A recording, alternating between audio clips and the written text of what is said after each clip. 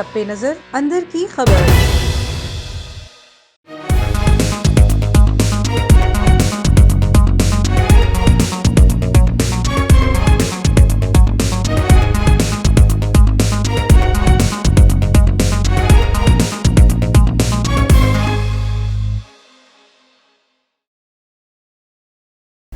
बिस्मिल्लाहिर्रहमानिर्रहीम। अस्सलामुअलैकुम नाजरीन, प्रोग्राम अवाम की सोच के साथ मैं हूं कानिता इम्तियाज़।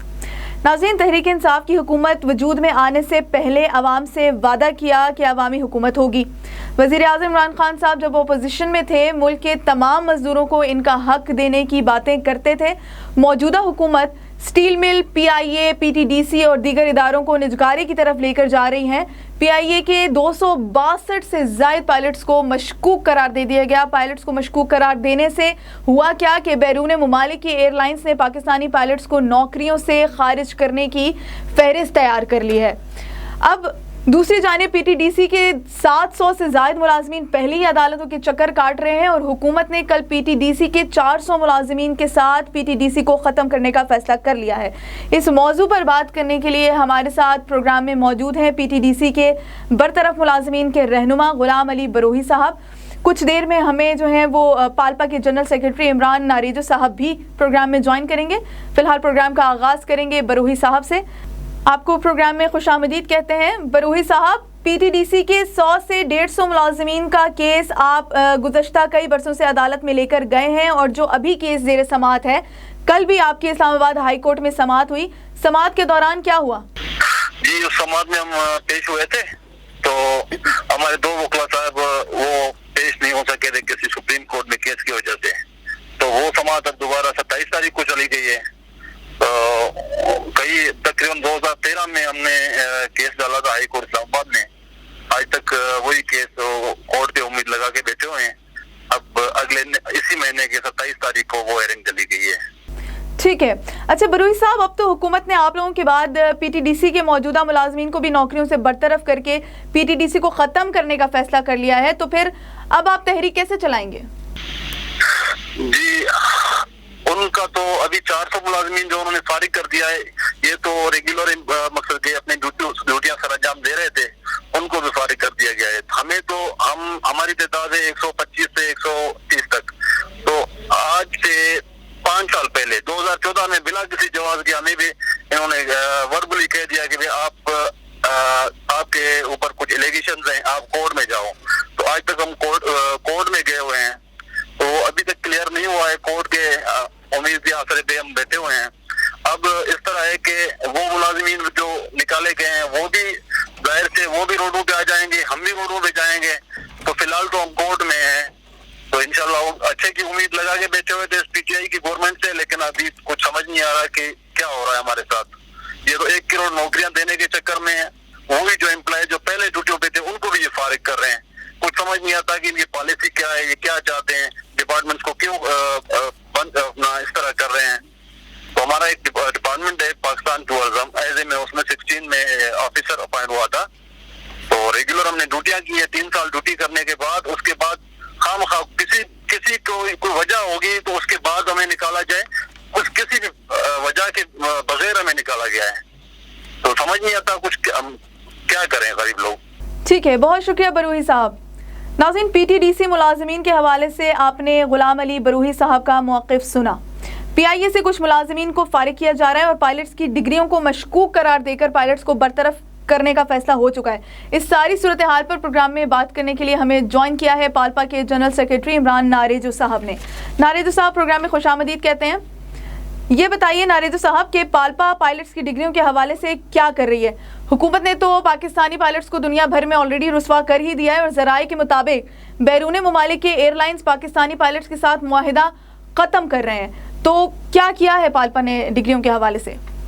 हाँ, बिल्कुल सही कह रही है। ये बोगस लिस्ट निकाल के और हम लोगों को जिस तरह से इन्होंने बदनाम किया, इन्होंने हमें बदनाम नहीं किया, इन्होंने पाकिस्तान को बदनाम किया। ये एक सोची समझी साजिश के तहत इस वक्त हमारी ये फेक लिस्ट निकाली है, क्योंकि इनको पता था कि एआसा की रिपोर्ट आने वाली है। एआसा की रिपोर्ट पिछले 9 महीने पहले इन लोगों को बुला के बताया गया था कि आपके सेफ्टी के जो पैरामीटर्स हैं वो 0 हैं, आप फेल हो चुके हैं सेफ्टी पैरामीटर्स के ऊपर, और हम आपको लास्ट वार्निंग के साथ 9 मंथ दे रहे हैं, अगर अब आपने ये काम नहीं किया तो हम आपको आना बंद कर देंगे। और जो कि आपके सामने है कि आज आपकी फ्लाइटें यूरोप नहीं जा सकती, ये पाल्पा के पायलट्स ने नहीं किया, ये उन लोगों ने किया जो नाइल बैठे हुए हैं और जिनका काम था कि इन चीजों को करते। ये चीज को डाइवर्ट करने के लिए, जैसे कि मैंने आपको पहले एक बात सारी मीडिया को बताई थी कि ये जो एक्सीडेंट हुआ है इसके बोर्ड की सही तश्कील नहीं देने जा रहे, क्योंकि इनको पता था कि सेफ्टी लैप्सेस हैं। अगर बोर्ड सही बन गया और बोर्ड में सही लोग आ गए, वो इशारा कर देंगे कि ये लैप्सेस किसके थे। उस चीज को दबाने के लिए और इस EASA की रिपोर्ट को दबाने के लिए गवर्नमेंट को फीड किया गया कि आप ऐसा करें कि झगड़ा चल रहा है, इसमें पायलट्स का नाम दे दें। जो पायलट्स की बोगस लिस्ट आई है, इसमें जो नाम है मैं आपको पहले कैटेगरी वाइज बता देता हूं। 3 हिस्सों में हम पायलट्स ने उस लिस्ट को डिस्ट्रीब्यूट किया है। एक हिस्सा वो है जिसमें वो लोग हैं जिस लोग PIA में काम ही नहीं करते। दूसरा हिस्सा वो है कि नाम मेरा है, पता आपका है और ढूंढ किसी और को रहे। तीसरा हिस्सा वो है जिसमें पेपर बेचारे अभी अंडर प्रोसेस हैं और उनके नाम डाल दिए गए कि ये लोग तुम भी चले जाओ इसमें। ये ओवर अ नाइट लिस्ट बनाई गई है। मैं तो हैरान हूं।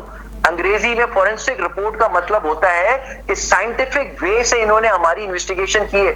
इन लोगों को शर्म नहीं आती है कि इस तरह के लफ्ज यूज कर रहे हैं। इन्होंने दुनिया में नहीं पाकिस्तान को तबाह करके रख दिया। मैं तो कहता हूं इन पर आर्टिकल 6 का मुकदमा बनना चाहिए और चीफ जस्टिस का नोटिस में हमें भी बुलाएं, हम भी आएंगे उनकी खिदमत में और इनका भी बताएं कि EASA की रिपोर्ट क्या कहती है और क्या कहते हैं अपना वो 8303 पे क्या हुआ और इन पायलट्स के साथ क्या हुआ। आपको पता है सिविल एविएशन अथॉरिटी हमें लाइसेंस देती है, वो इदारे को भी उन्होंने तबाह कर दिया। वो इदारा चुप करके बैठा है क्योंकि उसको भी साफ नजर आ रहा है कि उसको भी इस जंग में कुछ लोगों ने खींच लिया है और इसी वजह से वो किसी को अभी तक शो कॉज नोटिस नहीं दे रहा है। अच्छा नारिदु साहब, फर्ज करें अगर कुछ पायलट्स की डिग्रियां जाली हैं तो इसमें आला अफसरान की कोताहियां भी शामिल होंगी, ऑब्वियस सी बात है।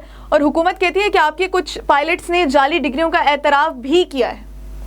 हुकूमत कहती है तो उस एतराफ को लेके आए। हम अपना वर्जन दे देते हैं पाल्पा का, हम आपको आज बता देते हैं। हम जब चीफ जस्टिस ऑफ पाकिस्तान की खिदमत में हाजिर होंगे इस 140 की 41 की लिस्ट लेके, हम कहेंगे सर हमें यहां से घर नहीं, जो जाली डिग्री वाला है उसको जेल भेजा जाए और जो सही डिग्री वाला है उसको आप सर्टिफिकेट देके जहाज पे बिठाएं। और ये इसलिए अब जरूरी हो गया है कि हमारी गर्दनें झुक गई हैं। दुनिया में जो बाहर पायलट्स पाकिस्तान के रोजी रोटी कमा रहे थे, नाम कमा रहे थे, इनके इस एक झूठ की वजह से आज हमारे सर झुक गए और हम चल नहीं सकते कि हम इस कैफियत में नहीं है कि हम आप पैसेंजर्स के सामने खड़े हो सके। इन्होंने अपनी कोताहियां EASA की रिपोर्ट और जहाज के एक्सीडेंट को रिपोर्ट छुपाने के लिए ये सब कुछ किया है और कुछ भी नहीं है। और आखिरी चीज मैं आपको बताता चलूं, ये आप इसलिए इन्होंने किया कि कुछ लोग चाहते थे कि PIA के अंदर कम से कम 50 के लगभग लोग डायरेक्ट एंट्री पे आ जाएं और पाल्पा उस बात पे स्टैंड लेके खड़ी थी कि PIA में आने का एक प्रोसीजर है, जब तक वो प्रोसीजर फॉलो नहीं होगा हम इनको नहीं आने देंगे। ये था हमारा झगड़ा, उसके बाद कोई और हमारा झगड़ा नहीं था और आज भी हम अपने स्टैंड पे खड़े हैं। बहुत शुक्रिया नारिद साहब आपका कि आपने प्रोग्राम के लिए वक्त निकाला। नाजरीन, हमने इससे पहले बरूही साहब से गुफ्तगू की PTDC के हवाले से और नारिद साहब की भी गुफ्तगू आपने सुनी।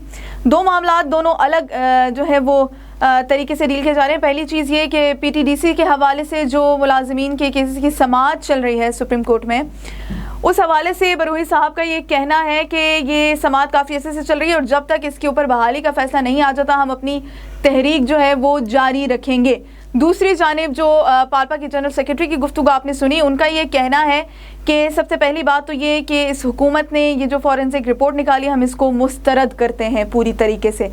इन्होंने जो लिस्ट निकाली है उसमें जाली नाम लिए गए हैं। वो लिस्ट 3 हिस्सों में डिवाइडेड थी, जिसमें से एक हिस्सा जो है वो उन लोगों का था जिनका इस चीज़ से कोई लेना देना ही नहीं है, वो बाहर के लोग हैं, नाम कुछ और हैं, पते उनके कुछ और हैं, यानी उनका कोई लेना देना ही नहीं। कुछ लोग इस तरह के हैं जो अभी ट्रेनिंग प्रोसीजर में थे, इन्होंने उनको भी डाल दिया कि जी ये लोग भी मौजूद थे। तो इस हवाले से उस लिस्ट को जो है वो बिल्कुल भी लिस्ट को भी मुस्तरद करते हैं और उस रिपोर्ट को भी मुस्तरद करते हैं। और मज़ीद ये कहा उन्होंने कि हम सुप्रीम कोर्ट तक जाएंगे। इन्होंने जो ये हरकत की, इन्होंने जो है वो पूरी तरीके से हमारे सर झुका दिए हैं। तो अब ये हालात किस तरफ जाएंगे, ये कहाँ आकर ये सूरत हाल जो है वो निपटाई जाएगी, इंशाल्लाह आने वाले दिनों में हम वो देखेंगे। फ़िलहाल प्रोग्राम से मुझे इजाज़त दीजिए। अपना बहुत ख्याल रखिए, अपने आप को महफूज रखिए। अल्लाह निगहबान।